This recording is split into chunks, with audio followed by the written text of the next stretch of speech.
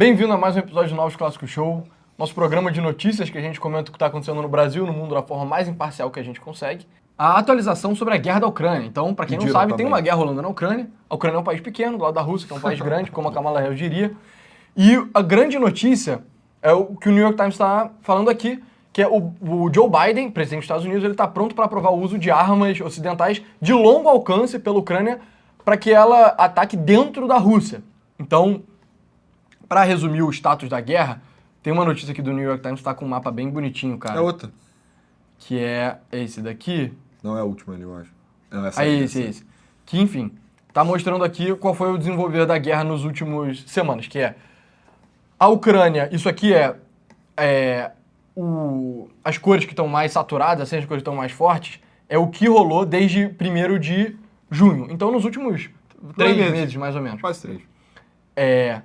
Então, a Ucrânia, para quem não sabe, invadiu o território russo aqui em Kursk, no norte, conquistou um pedaço relativamente grande até de terra para uma invasão tão curta.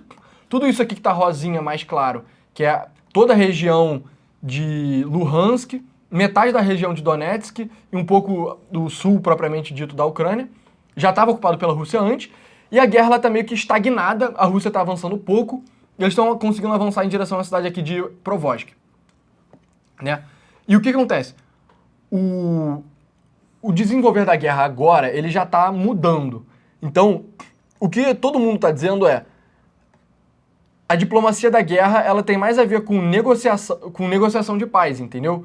Então, o que eles querem fazer é ter a melhor situação possível em termos de território, em termos de armamento, para que quando negociar a paz, você consiga ter uma negociação favorável. Foi isso que motivou a Ucrânia de invadir Kursk, aqui ao norte. A gente comentou sobre isso também. E especula-se, né, os especialistas do New York Times de geopolítica e tal, e o New York Times é um jornal extremamente ligado à comunidade militar e de inteligência dos Estados Unidos, então pode ser que eles estejam mentindo, só que se eles estão falando a verdade, se tem alguém que vai saber, vai ser o New York Times.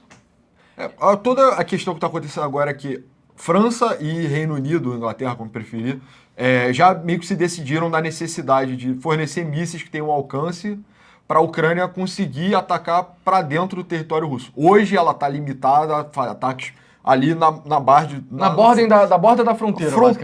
A fronteira do conflito é a área que pode ser alvejada por mísseis ucranianos. Isso Exato. é uma medida para não escalar a guerra. Exato. Né? A lógica é a seguinte: se a Rússia ela está colocando um material militar bem na fronteira para atacar de dentro, você, como Ucrânia, deveria poder retaliar, sabe? Só que agora os franceses e os ingleses estão falando, isso não é o suficiente, tem que atacar mais profundamente, né? Então o Joe Biden está prestes a aprovar esse míssil aqui. Com mísseis, né? A Ucrânia tem atacado mais profundamente com drones já, né? Sim, mas com mísseis. E, enfim, o Vladimir Putin, ele ficou chateado com isso, ele expulsou 6 diplomatas do Reino Unido por causa de toda essa questão, e ele fala que isso seria quase que uma declaração de guerra da OTAN contra a Rússia. O Putin, ele é um cara que ele até fala mais do que ele efetivamente faz, então eu não levaria pro coração que necessariamente o Putin vai considerar guerra com a OTAN e ele vai sair invadindo a Finlândia e a Polônia e tal, até porque se ele fizesse isso, ele provavelmente seria esmagado na guerra, sim, mas o Putin ele tá considerando isso uma coisa bem séria, até que ele chegou a expulsar diplomatas da Inglaterra, que é diplomaticamente talvez o segundo país mais importante do mundo, assim, né? Esse é o tipo de ação que precede o status de guerra, né? Então, antes de você declarar guerra a um país, você expulsa o corpo diplomático dele do teu país, senão vira prisioneiro, né, porra? Então, a situação parece se agravar, sabe? É o que o pessoal falou, o Putin também tem falado bastante coisa, mas o que mostrou que ele estava que era um blefe, né, de certa forma, ou a maior parte disso era um blefe, foi a invasão em Kursk, né? Então, a primeira vez que uma potência nuclear foi invadida territorialmente, desde sempre, né? Desde sempre. Desde sempre. Então, se alguma coisa tinha o potencial de escalar a guerra, era a invasão em Kursk, entendeu? E o fato da Ucrânia, quando aconteceu a invasão na Ucrânia, a gente tinha noticiado um parecer de um especialista lá do Pentágono que ele tinha dito que a probabilidade da Ucrânia conseguir manter esse ganho territorial era muito baixa. E, como você pode observar, já tem pelo menos um mês aí, ou até mais de um mês, que a Ucrânia está conseguindo. É uma área modesta, né? Se você pensar na dimensão da Rússia. Mas a gente falou do aspecto simbólico de Kursk. Kursk é um lugar, tem uma batalha importante, tem uma usina nuclear, então É pouco, mas simboliza muito. E para negociação é muito útil. Muito útil. E para a moral das tropas ucranianas também é muito importante. Então, a Ucrânia tá na ofensiva também, ou então provar para o mundo que a Ucrânia tem capacidade de realmente fazer uma ofensiva, entrar em território russo sem escalar a guerra, porque isso não escalou a guerra, né? Exato. A invasão russa mostra um cenário que acaba se desenhando mais favorável para a Ucrânia, né? Mas por outro lado também eu entendo porque que se eu fosse o Putin, eu ficaria muito puto com esse negócio de Kursk, como ele de fato ficou. A declaração que ele fez no dia seguinte, ele estava visivelmente estressado, assim, tinha dormido pouco e tal.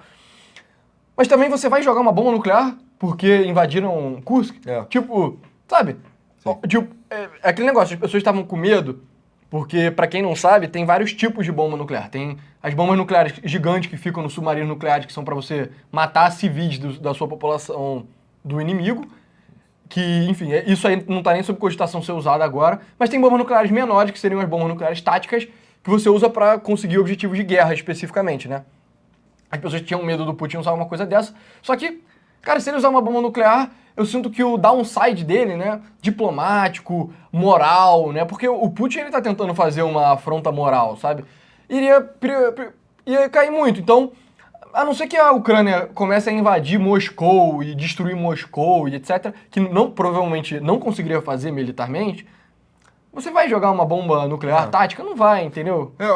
A importância de Kursk é simbólica, não tem um recurso estratégico, uma coisa muito importante nessa área ocupada aí, né? Então, escalar a guerra por esse motivo é complicado, seria muito complicado. Exato. Então é isso, o que resta pro Putin é gestos mais de declarações, né? Então você expulsar diplomata, diplomacia, bem ou mal, é sempre conversa, é sempre palavras, né? Ele não vai sair jogando bomba nuclear, isso é mais pra impedir que a OTAN mande tropas próprias, usando os jatos mais avançados, usando os porta-aviões americanos, que são máquinas de guerra bizarras, assim. É pra impedir esse tipo de coisa, né? Ele tem que fazer um jogo de tensão, né? Então ele tem que manter a tensão sempre alta para as pessoas terem a preocupação de agir. A questão dos mísseis, a única pendência, de fato, é os Estados Unidos dar ok. O Reino Unido e a França já concordam, o Reino Unido já separou os mísseis. Mas o que eles estão procurando? Eles não podem tomar essa decisão sozinhos, porque o verdadeiro soberano, né, nessa história toda no fim das contas, os Estados Unidos. Exato. Né? Pra quem não sabe, se você mora num país ocidental, né, o seu país, ele supostamente tem soberania, mas na prática é um vassalo dos Estados Unidos. Então, isso se aplica ao Brasil, obviamente. Desculpa se você não sabia disso, mas isso é a realidade. Isso se aplica, inclusive, à Inglaterra e à França, né? Então, principalmente. Eu acho isso uma parada muito engraçada, cara. No Novos Clássicos, quando a gente fez uma tier list dos impérios, várias pessoas reclamaram que a gente tinha colocado os Estados Unidos como império. Os Estados Unidos não é um império, sei lá o quê. É tipo, mano, a Inglaterra tá tendo que pedir autorização dos Estados Unidos pra mandar míssil pra Ucrânia. Isso é claramente uma relação de um vassalo e um suzerano, entendeu? Tá pedindo pra... Meu irmão, eu quero fazer essa doideira aí. Você me apoia aí, entendeu? Me dá a garantia. No fim, todas as coisas são... Toda a ordem ocidental é garantida... eu não diria pela sociedade americana, mas pelo menos pelo exército americano, né? Então, o potencial de violência americano, pelo menos, né? O Reino Unido não teria condição de tomar essa decisão sozinha, mas o Reino Unido já se convenceu de que a parada na Rússia precisa escalar, porque senão a Rússia eventualmente pode iniciar uma outra agressão, sei lá, na Polônia e tal. Eu não sou muito fã dessa tese, né? A gente até já discutiu sobre isso, mas a parada é que o Reino Unido em si tem pouco a perder, ele tem o preço do míssil a perder. Exato. E o que ele tem a ganhar é não ter a Rússia unleashed assim no continente europeu, né? Sim. Então... E o que a Ucrânia vai efetivamente fazer com esses mísseis, né? Então tem algumas teorias aqui que o pessoal do New York Times está falando. A coisa principal é... Aqui, a diplomacia sobre a guerra na Ucrânia tem mais a ver com armas do que com negociações de paz. Eu acho que essa tradução aqui ficou meio mal feita do Google Tradutor, mas a ideia é a seguinte. Agora, o próprio Zelensky, ele já está pedindo negociações de paz, né? Então, aqui, o New York Times noticiando, o presidente Volodymyr Zelensky da Ucrânia pediu uma nova cúpula de paz em novembro, aberta à participação da Rússia. Então, esse tipo de conversa, de fundo, parece indicar uma disposição maior da Ucrânia e de seus aliados de eventualmente se envolver em negociações de paz com a Rússia. Ou seja, antes, a Rússia tinha conquistado um pedaço grande na Ucrânia e estava, vamos negociar a paz, a guerra é supérflua, a guerra é muito ruim. Vocês não ouviram Imagine, do John Lennon? Todos têm que viver uma grande comunidade. Quando você está numa posição vantajosa, você pede paz, só que a Ucrânia não estava querendo dar paz. Agora, o fato que a Ucrânia também está pedindo paz é um bom sinal, quer dizer, um bom sinal para o fim da guerra, né? E os mísseis têm a ver com isso. Como a própria invasão de Kursk tem a ver com isso. Então, a hipótese dos especialistas geopolíticos do New York Times é: o que a Ucrânia vai fazer?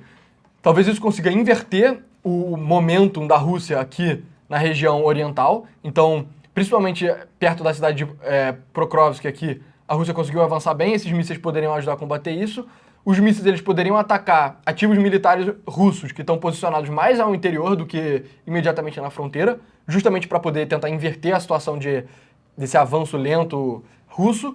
E também a Ucrânia poderia atacar ativos de produção e transporte de petróleo da Rússia, que seria atacar diretamente no coração da economia russa. Mas é isso, pessoal. Esse foi o Novos Clássicos Show de hoje. Comenta aí se você está gostando desse modelo novo, que a gente está trazendo as notícias aqui de uma forma visual, que a gente está fatiando os vídeos para postar um por dia ao longo da semana. E, de novo, se você não gosta desse modelo, fica o episódio completo no Spotify, então você pode clicar no link que tem na descrição de todo o episódio que a gente está colocando. Segue a gente no Instagram, que é Novos Clássicos _OFC, tá começando a aparecer corte do Novos Clássicos Show lá também. Se você não conhece, segue a gente no canal principal, não é nem exatamente principal, né? É meio que um canal que tá maior por enquanto, que é o Novos Clássicos, que a gente faz uns vídeos mais explicativos, assim, gerais, faz uns vídeos mais brincalhões e tal, que se você gosta disso, você sem dúvida vai gostar também.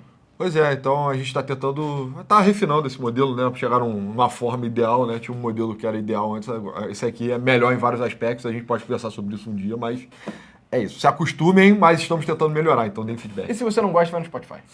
Valeu. É isso, pessoal, abraço.